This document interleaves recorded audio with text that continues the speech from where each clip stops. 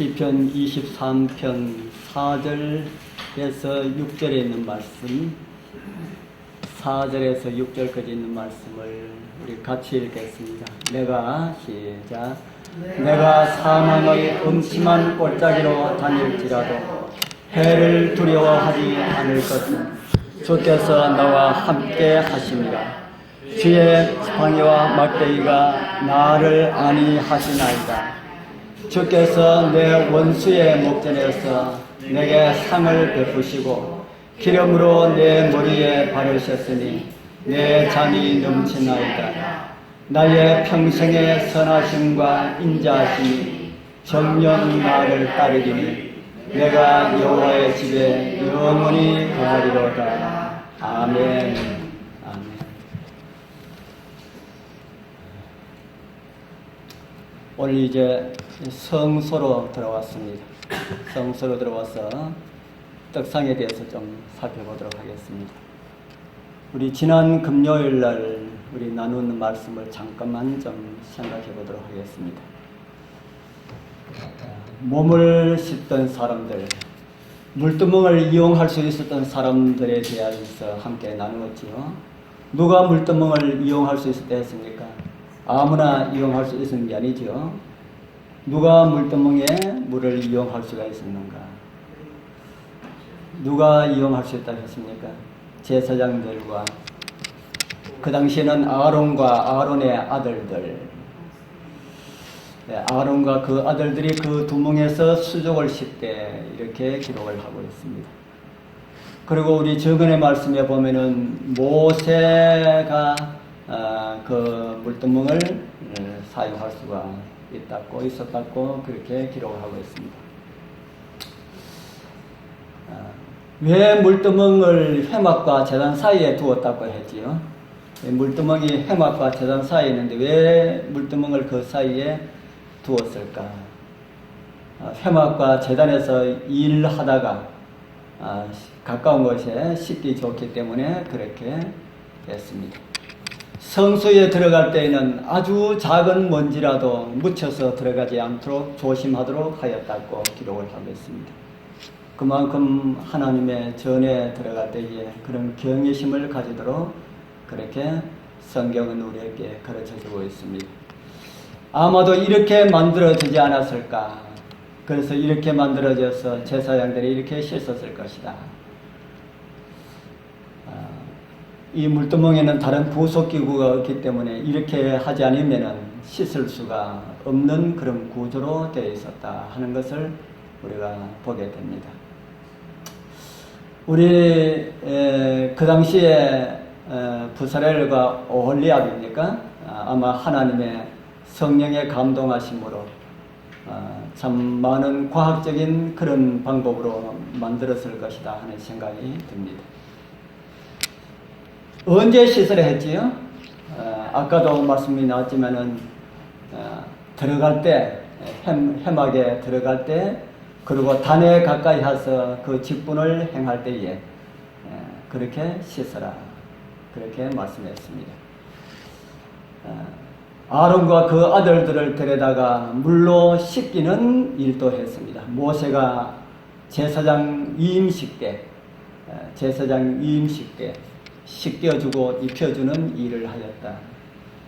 우리를 제사장으로 삼으신 우리 주님께서도 우리를 씻겨주셨다 그랬지요. 우리를 씻겨주시고 우리를 의의 옷으로 입혀주신 분을 생각나게 하는 그런 의식이다 라고 우리는 생각을 하게 됩니다. 예수님께서 씻겨주셨지만은 이제 우리는 손발을 씻는 행위를 계속해야 한다. 그것은 발을 씻는 것은 상징적인 그런 의식인데 우리가 매일매일 회개를 해야 한다 하는 말씀을 우리에게 주고 있습니다. 오늘 이제 떡상에 대한 말씀을 함께 나누게 되겠는데요. 저는 교회 처음 나와서 그래서 청년기 때에 어릴 때 말고 교회 청년기 때 새로 나와서 시편 23편에 있는 이 말씀 가운데 특별히 5절에 있는 말씀 주께서 내 원수의 목전에서 내게 상을 베푸시고 라는 이 말씀을, 원수의 목전에서 이 큰 상이 있지 않습니까? 1등하는 자들에게 주어지는 그 상인 줄 알았습니다. 그 상인 줄 알았는데 언제 목사님 말씀을 들으니까 이것은 그 상이 아니고 밥상이다 라는 말씀을 드렸습니다. 그 말씀을 듣고 난 다음부터 성경을 보니까 성경이 얼마나 더 은혜스럽던지, 참 주님 여유가 있으신 분이다 하는 생각이 드니까 저 마음도 굉장히 이렇게 풍요해지고 여유롭게 느껴지는 것을 생각하게 되었습니다. 우리 성도님들, 우리 하나님은 이렇게 멋진 분이십니다. 전쟁터에서도 밥상을 차려주시는 이런 여유, 우리가 믿는 하나님이십니다. 그래서 우리 성도님들, 우리 인생살이에서 조급증을 느끼지 마십시오. 좀 부족해도 괜찮고 좀 아쉬운 것이 있어도 괜찮고, 우리 하나님은 어떤 가운데서라도 우리를 도와줄 수 있는, 가장 좋은 것을 줄 수 있는 이런 분이 우리 하나님이다 하는 사실을 우리가 생각하고 믿는다면 우리 쪼들리는 우리의 삶 속에서도 정말 여유를 가질 수 있을 것이다 하는 생각이 듭니다. 이런 분이 계시는데, 원수의 목전에서도 밥상을 차려주시는 이런 분이 계시는데 우리 두려워할 것이 무엇이 있겠습니까? 지난번에 한번 말씀드린 것처럼 하나님을 믿고 사는 사람들도 하나님께서는 하나님의 백성들에게 없는 것도 있는 것처럼 그렇게 해주시고, 있는 것도 없는 것처럼 이렇게 무시하시는 이런 하나님의 넉넉함을 우리가 생각하면, 우리가 비록 원수에게 둘러싸여 있다 할지라도 하나님께서 보실 때는 아무것도 아니라 하는 겁니다.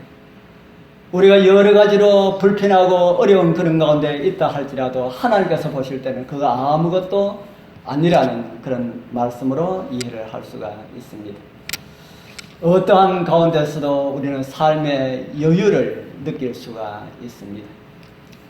우리의 생활의 여유는 돈이 풍족해서가 아니라 우리 하나님을 온전히 신뢰하는 가운데 가지는 그런 여유들이 되기를 소망합니다. 이제 우리는 그런 여유가 있는 장소로 들어가게 될 것입니다. 우리의 믿음에 더 성숙한 장소를 우리는 살펴보게 될 것입니다. 성소뜰에서 우리가 무엇을 얻었다 그랬습니까? 성소뜰에서, 십자가가 있는 성소뜰에서 우리가 구원을 얻은 그런 장소라면은 성소는 구원받은 사람들이 살아가는 모습을 보여주는 그런 장소가 됩니다. 그리고 구원을 어떻게 유지할 수 있는지를 가르쳐주는 그런 은혜의 장소가 될 것이다 하는 겁니다. 우리는 그곳 성소에서 우리를 변화시켜 주시는 하나님의 은혜를 경험하게 될 것입니다. 우리 모두 성소를 통하여서 나를 변화시키시는 하나님의 은혜를 경험하고 정말 하나님의 섭리를 따라서 변화되는 경험을 하게 되길 소망합니다. 성소뜰에는 두 가지 기구들이 있었다 그랬지요. 어떤 기구와 어떤 기구였습니까? 성소뜰에 있는 두 가지 기구, 우리 지난번에 살펴본 물두멍과 번제단이 그랬지요. 우리의 죄를 없이 하기 위하여서 만들어 놓으신 하나님의 방법들이다 하는 겁니다. 우리의 죄를 불태우시고 씻으시고, 그리고 눈에 보이지 않게 아주 멀리 옮기시고 없애버리시는 그런 하나님의 은혜를 우리는 성소뜰에서 경험하였습니다. 그런 경험을 한 사람들은 어디로 들어갈 수가 있다 했습니까? 그런 경험을 한 사람들, 성소뜰에서 예수님을 믿는 믿음으로 우리의 죄의 용서함을 받고 회복함을 받고 옷 입힘을 받은 이런 사람들은 어디로 들어갈 수 있는 특권을 가졌다 그랬습니까? 성소 안으로 들어갈 수 있는 그런 은혜를 받았다 그랬지요. 그들이 그 십자가에서 예수 그리스도를 만날 수 있도록 우리는 다른 사람들을 우리 이제 도와야 합니다. 교회에 아무리 오래 다녀도 성소뜰에 머물러 있는 사람들이 많이 있습니다. 우리 그런 사람들을 비난하고 비판할 것이 아니라 우리가 같이 도와서 성소로 들어가는 그런 경험을 우리는 하여야 합니다. 성소뜰에 들어와 있어도 성소뜰의 경험도 못하는 사람들이 많이 있습니다. 그런 사람들 우리가 정말 도와야 할 연약한 우리의 형제라고 하는 그런 생각이 듭니다. 그래서 우리 함께 성소를 경험하고 우리의 목표인 아버지 앞에 우리 성소가 우리에게 가르쳐 주는 것은 최종 목표는 지성소 우리 아버지의 보좌 아닙니까? 우리 함께 아버지의 보좌 앞에는 함께 나갈 수 있는 그런 은혜 경험하게 되길 바랍니다. 이제 성소 안에는 몇 개의 기구가 있다고 들으셨습니까? 성소 안에는 몇 개의 기구가 있습니까? 성소 안에는 3개의 기구들이 있지요. 그 하나하나 우리에게 구원을 이루시는 예수님의 특별한 사역 하나하나를 우리에게 보여주고 가르쳐주고 있습니다. 또한 그 기구는 우리가 어떤 모습으로 살아야 할지를 보여주고 있습니다. 이제 들어가면은 우측에 떡상이 있습니다. 성경의 표현대로는 떡상이라 하지 아니하고 진설병상이라 그렇게 말합니다. 그리고 그 반대편에는 촛대가 놓여 있고 성소 휘장 앞에는 분향단이 놓여 있습니다. 이 3개의 기구들에는 항상 하나님께 드려진 모습을 우리에게 보여주고 있습니다. 떡상에서는 항상 하나님께 드려진 떡이 진설되어 있었고 그래서 진설병이라고 하고요. 맞은편 촛대는 항상 불이 켜져 있었고 분향단에는 항상 향이 타고 있었습니다. 그래서 성소의 봉사자들은 안식일마다 생명의 떡을 함께하는 이들과 나눌 수가 있었고 항상 빛 가운데 있을 수가 있었고 끊임없이 하늘로 올라가는 향연을 보고 맡을 수가 있었습니다. 이런 봉사가 하나님께 드려지는 제사의 일부라는 것임을 우리에게 가르쳐주고 있습니다. 1차적으로는 예수님을 통하여 그러한 제사를 받으시게 되었고요. 그 다음으로는 우리의 모습으로 우리도 떡이 되고 빛이 되고 향연이 되어서 세상을 향한 우리의 기도의 향연이 하나님께 올라가야 할 것임을 성서는 우리들에게 보여주고 있습니다. 또한 이것은 어떻게 하나님을 믿는 백성들이 성화되어 가는지 그 과정을 우리에게 보여주고 있습니다. 하늘 여행길에 힘이 들까봐 미리 먹을 떡을 마련해 주시고 먹고 어두운 길을 가면서 넘어지지 않도록 우리에게 빛을 비추어 주시고 그것도 모자라서 기도하면은 언제나 도와주시겠다고 한 약속이 이 성소 안에 있습니다. 얼마나 든든합니까? 이것이 하나님께서 우리를 하늘에 적합한 사람으로 다듬어 가시려고 준비해 놓으신 것이다 하는 겁니다. 그런데 아무리 하나님께서 제공하였다 하더라도 내가 그것을 취하지 않으면 나의 것이 될 수가 없습니다. 우리는 마태복음 22장의 그 비유를 보면은 아들을 위하여서 혼인잔치를 준비한 한 왕에 대한 비유를 우리에게 주시고 있습니다. 모든 것을 완벽하게 준비해 놓고 기다리고 있는 우리 아버지의 모습을 비유로 보여주신 것입니다. 마지막 부분에 그곳에 한 사람이 들어와 있는데 어떤 사람이 그 안에 있었다 그랬습니까? 우리 그 그림을 이렇게 그린 그림인데 여기 보니까 왕이 손을 보러 올 시에 그게 어떤 사람이 있었다고요? 예복을 입지 않는 한 사람을 보고 아무리 준비를 해놔도 입지 않으면 안 된다는 겁니다. 예복을 입지 않은 사람은 바깥 어두운 곳에 내어 쫓아라 하시는데 왜 어두운 곳에 내어 쫓아라 했을까요? 왜 밖에 어두운 곳에 이왕이면은 같이 잔치 자리에 즐기면 더 좋을 텐데 왜 바깥에 내어 쫓아라 했습니까? 왕이 예배해 놓은 것을 그 혜택을 입지 않았기 때문이다.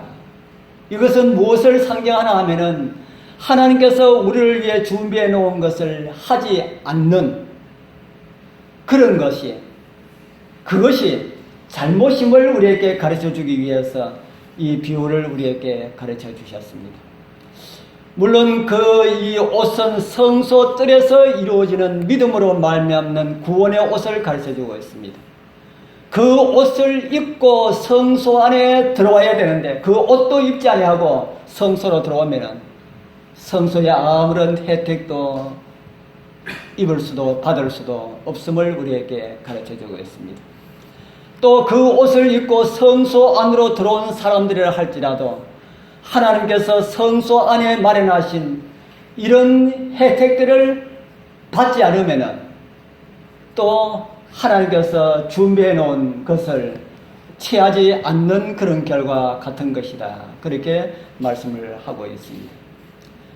우리는 성소 뜰에 머물러 있어서는 안 됩니다. 성소 뜰에서 하나님께서 우리에게 주신 구원만 즐기고 있어서 안 된다 하는 겁니다. 성소는 아버지께로 가는 길을 우리에게 가르쳐주고 있습니다. 이 성소는 어떻게 하면 집을 떠난 죄인들이 아버지께로 돌아갈 수 있는지를 우리에게 보여주는 것입니다. 다른 말 한다면 우리가 어떻게 하늘에 갈 수가 있는지 그 길을 우리에게 가르쳐주고 있다 하는 겁니다.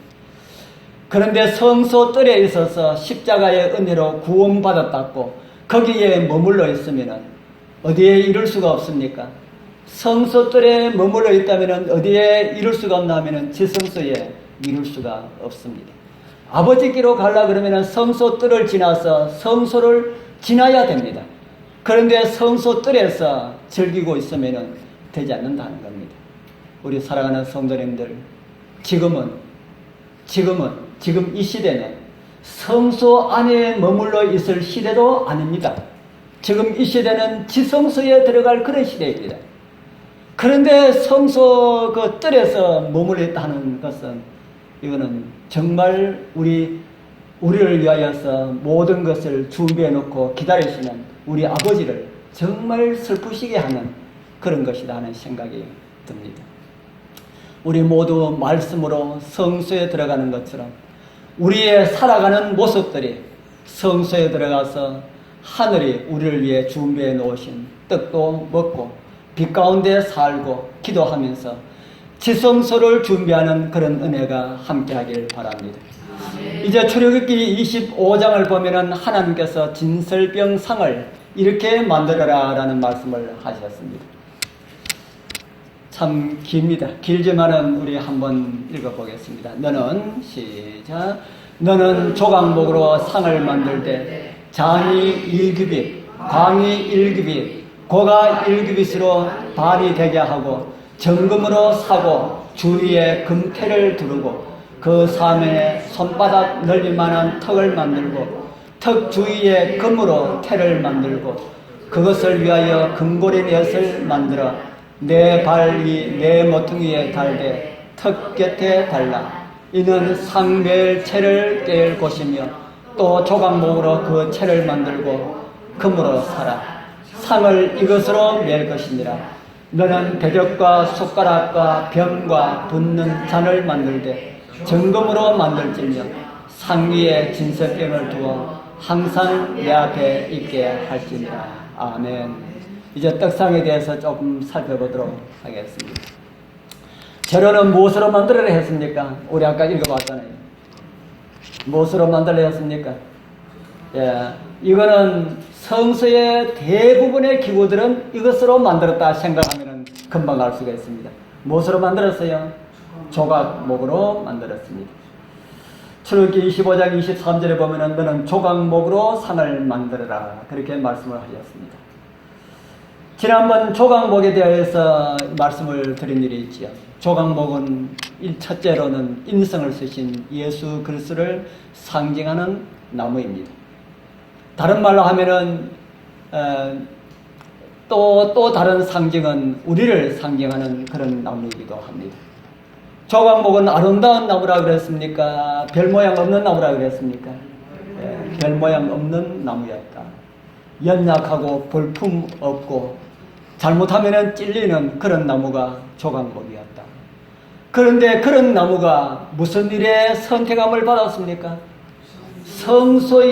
성소를 만들고 성소의 모든 기구를 만드는 이런 것으로 선택함을 받았다. 우리 성도님들, 저와 여러분들도 세상에 정말 볼품없는 이런 나무였지만은 하나님께서 우리를 선택하셔서 하늘 우주의 기둥으로 삼겠다고 하는 하나님의 은혜를 우리는 이 성소를 통해서 볼 수가 있습니다. 감사한 일입니까?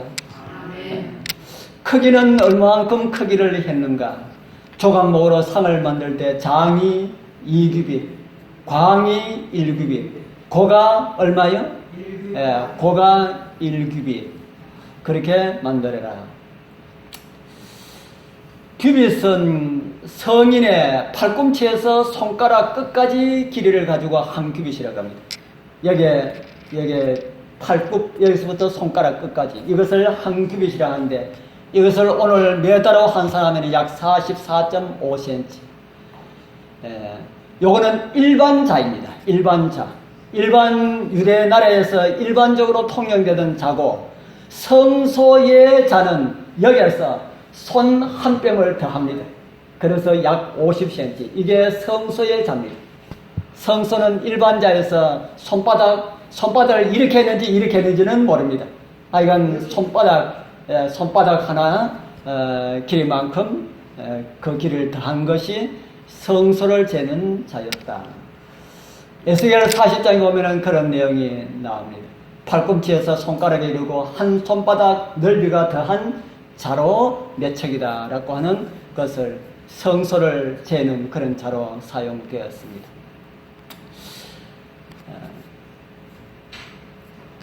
길이가 2규빗, 넓이가 1규빗, 높이가 1규빗, 1규빗 반, 높이가 1규빗 반. 센치로 말하면은 1규빗 반, 1규빗을 50cm로 잡으면은 높이가 몇 cm가 됩니까? 높이가 75cm. 높이가 75cm. 많이 높습니까? 우리가 그 떡 위에 있는 떡을 집어 먹기가 편한 높이입니까? 높아서 닿을 수 없는 높이입니까? 우리 기웅이도 잡을 수 있을까요? 주비는 잡을 수 있을까요? 이런 사이즈의 떡이 진설되어 있다. 이것은 우리에게 어떤 교훈을 주실까? 지난번 번제단 말씀드릴 때에 번제단 사이즈를 제가 말씀을 드렸죠. 번제단 높이가 얼마만큼 높다고 제가 말씀을 드렸는데 번제단 높이가 통 전체 높이가 아닌 그 그물, 그 번제 제물이 올려지는 그 높이가 1규빗 반이라고 말씀을 드렸습니다. 그러니까 75cm 하는 거죠. 또 이거 말고 또 같은 높이가 있는 것이 또 하나 있다고 말씀을 드렸는데 기억이 납니까?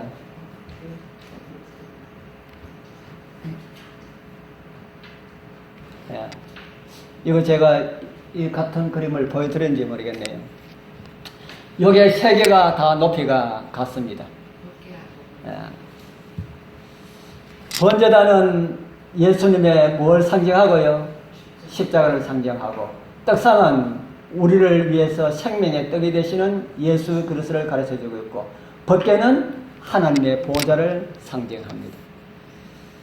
저는 말씀을 준비하면서 저는 이 내용을 하면서 참 많은 감동을 받았습니다. 그 제가 받은 감동을 우리 성도님들에게 그렇게 전해드리질 못해서 너무 죄송합니다.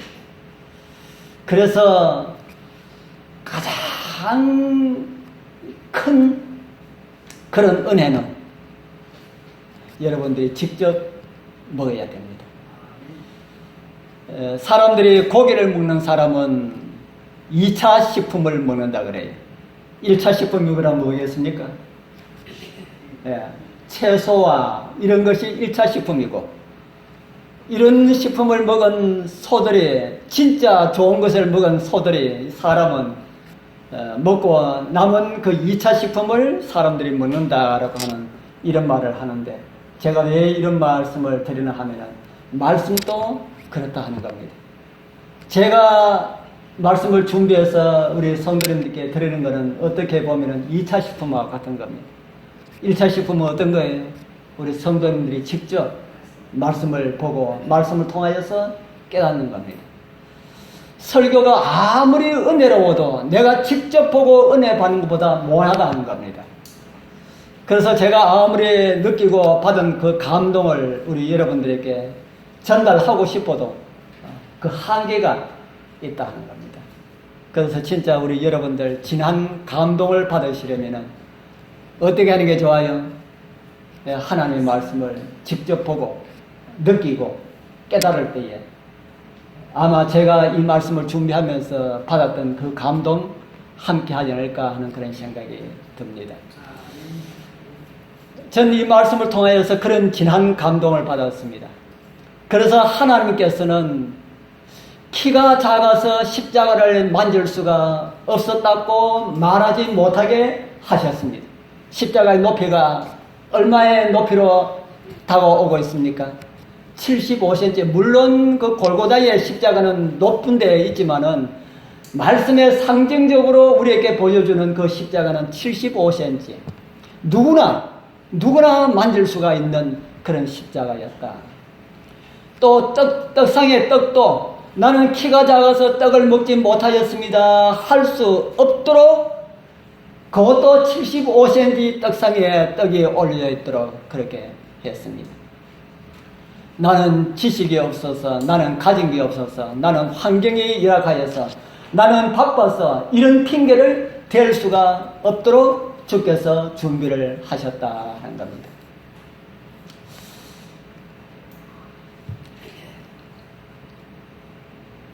구약시대 성소봉사는 몇 세 이상으로 했습니까? 구약시대 성소봉사는 몇 세 이상 했습니까? 20세 이상으로 했지요. 20세 이상으로 했습니다. 오늘날 성소봉사는, 교회봉사는 몇 살 이상으로 하면 되겠습니까? 오늘날 교회봉사는 몇 살 이상으로 했으면 좋겠다 하는 생각이 듭니까? 교회봉사 몇 살 이상 우리 어린이 교사가 없어서 교사가 있으면 좀 좋은 대답이 나올 것 같은데 아이들도 성소봉사를 위해서 일할 수가 있을까요? 저는 제가 두움 혹시 아십니까? 두움에 그게 제가 좋아하는 그 장로님 거기 계십니다. 제가 박원수 장로님 참 좋아하시는데 누가 두움의 그 앱을 저한테 줘가지고 저 처음에는 그걸 안 들었는데 그걸 한번 들어보자 하고 들었더니만은 그 장로님 말씀하고 그 교회 새벽 기도회 말씀하고 이런 것을 하는데 새벽 기도회 말씀을 쭉 듣다 보니까 어떨 때는 아이들이 나와서 설교를 해요. 아이들이 나와서 설교 30분. 제가 그거 하면서 얼마나 많은 감동을 받는지 모릅니다. 이야, 이렇게 가르치는구나. 어른들이 준비해서 하는 거하고 아이들이 준비해서 하는 거하고 똑같은 말씀이 전달되면은 누가 하는 것이 더 은혜스러울까요? 아이들 하는 게 얼마나 은혜가 되겠습니까? 저는 그런 설교를 들으면서 야, 참 잘 가르치는구나 하는 걸 생각했었습니다. 그런데 제가 우리 여러분들에게는 그 설교, 우리 장로님 설교를 제가 드리지 못합니다. 그분 설교가 조금 많이 강해가지고 제 설교 듣고도 마음이 아픈데 그분 설교 들으면은 칼로 찌른 것 같습니다. 저는 그분의 설교에 비하면 저는 진짜 자장가입니다. 진짜 사랑 타령만. 제가 참 그분 말씀을 들으면서 그분한테 얼마나 참 책망을 많이 받는지 모릅니다. 늘 날마다 안식 날마다 사랑 타령만 하고 있다 하는 이야기를 들으면서 저 장로님 나보고 하는 소리구나 하고 그렇게 생각을 했습니다. 정말 이 교회 안에도 그렇게 아이들에게 가르쳐서 제가 언제 인터넷에 보니까 그 우리 교회 아닌 다른 교회 그 장로교회인지 어느 교회에서 그 교회도 보니까 조그마한 아이를 말씀을 가르쳐 가지고 설교하는 그런 훈련을 하는 것을 제가 한번 보았습니다. 그래서 어렸을 때에 받는 그런 감동, 말씀을 전하면은 자기는 더 많은 감동을 받을 거 아닙니까? 그런 감동 참 오래 가는데, 우리 교회도 우리 어린이 교사들이나 우리 패스파인드 우리 교사들이 아이들한테 그런 훈련을 좀 시켜서 교회에서 봉사할 수 있도록 그렇게 했으면 좋겠다 하는 생각이 듭니다. 저는 언제 한번 말씀을 드린지 몰라도 저는 9살 때에 받은 영적 경험, 9살 때 받은 그 영적 경험이 아직까지 절 떠나지 않습니다. 그 경험이 얼마나 마음 가운데 이렇게 와닿았는지, 뭐 하나님이 누구인지, 뭐 영적인 것이 무엇인지 그 잘 모를 그런 나이 아닙니까? 그럴 때 받은 그런 감동이 그렇게 오래 가더라. 그래서 하나님의 말씀을 읽고 그 말씀을 이해하기 시작하면은 그때부터 영적 성장을 위하여서 우리가 할 수 있도록 우리 어른들이 좀 도와줘야 되겠다 하는 그런 생각을 합니다. 그래서 그 아이들과 우리 모두를 위하여서 지성소 아버지의 보좌도 그렇게 나누어서 우리의 보좌의 높이도 1.5m, 75cm 라고 그렇게 기록되어 있습니다. 우리 함께 우리 하나님께서는 저는 이 내용을 보면서 우리 하나님께서 허리를 어른이 아이들 보고 이야기할 때에 아이들 눈을 맞춰서 이야기하려고 그러면 어떻게 해야 됩니까? 어른이 아이들 눈 맞춰서 이야기하려고 그러면 어떻게 해야 돼요? 이렇게 숙여야 되지 않습니까? 이렇게 숙여가지고 이렇게 봐야 되지 않습니까?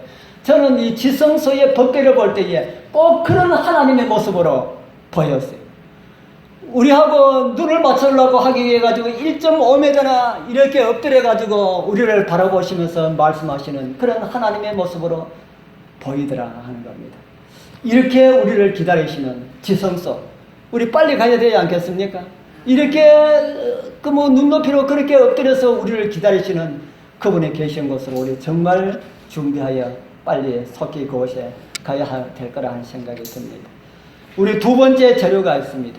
두 번째 재료, 상을 만들고 난 다음에 무엇으로 사라 그랬습니까? 정금으로 사라. 우리 성소의 대부분의 기구들이, 성소 안에 있는 기구들은 다 만들어서 정금으로 그렇게 샀지요. 여기 나오는 이 정금은 18K가 아닙니다.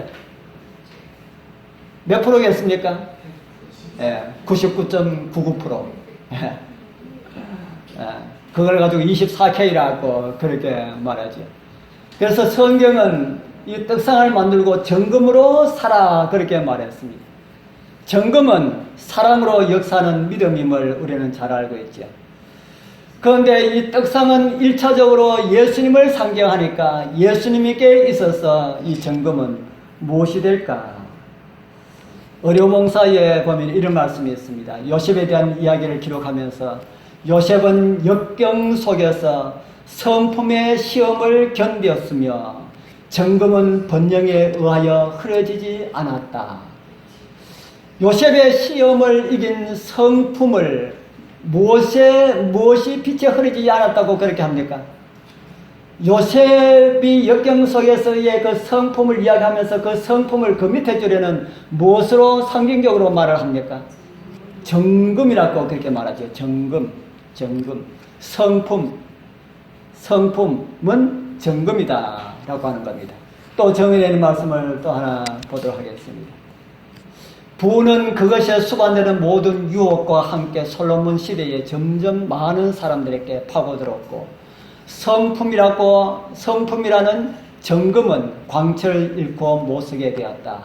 여기에도 성품을 정금이라고 이렇게 우리에게 가르쳐주고 있지요. 솔로몬 시대에 하나님의 백성들의 성품을 이야기를 하고 있습니다. 정금이 어떻게 됐다고 합니까? 정금이 광채를 잃고 못쓰게 되었다. 그러니까 금을 말할 때는 우리의 무엇과 관련시켜서 말을 한다고 하는 겁니까? 우리의 성품. 예수님에게도 적용을 한다면 예수님의 무엇이 정금이 되겠습니까? 예수님을 통해서 나타난 하나님의 성품. 예수님을 통해서 나타난 하나님의 성품을 우리에게 가르쳐주고 있습니다. 주님은 비록 조각목으로 오셨지만은 어떻게 사셨다는 겁니까? 조각목으로 오셨지만은 다른 말로 하면은 죄 있는 사람의 모양으로 오셨지만은 죄 있는 모양으로 오셨지만은 죄는 없으시고 어떻게 사셨다고요? 정금으로 사셨다. 하나님의 성품을 그대로 드러내는 그런 삶을 사셨다 하는 겁니다. 그 다음에 성수의 떡상은 2차적으로 우리가 가질 성품을 보여주고 있습니다. 바로 그것이 성화라는 그런 말로 우리에게 다가옵니다. 우리 모두 정금 되시는 예수 그리스도의 성품처럼 하나님을 드러내는 귀한 성품들을 다 가지게 되길 바랍니다. 또 장식물이 있습니다. 어떤 장식물이 있을까? 정금으로 사고 주위에 무엇을 둘러라 그럽니까? 금태를 둘러라. 금태 좋습니까? 안 좋습니까? 그래서 안경도 금태 안경을 쓰는데 나도 금태 안경 하나 해도 그래도 안 해주네요. 제가 돈을 못 보내줘가지고 나중에 해줄게 그러더라고요. 뭐 금태 안경이 좋아서 뭐 그랬겠습니까?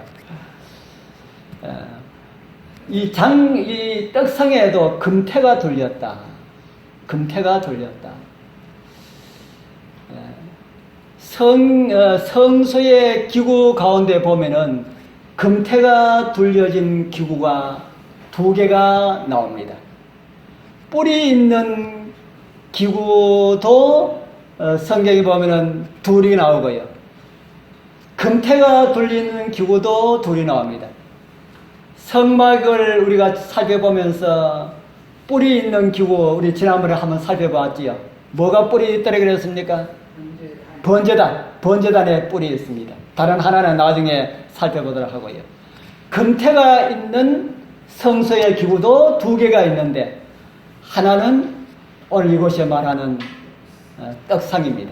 다른 하나는 무엇일까요? 다른 하나는 무엇일까? 이게 뭡니까?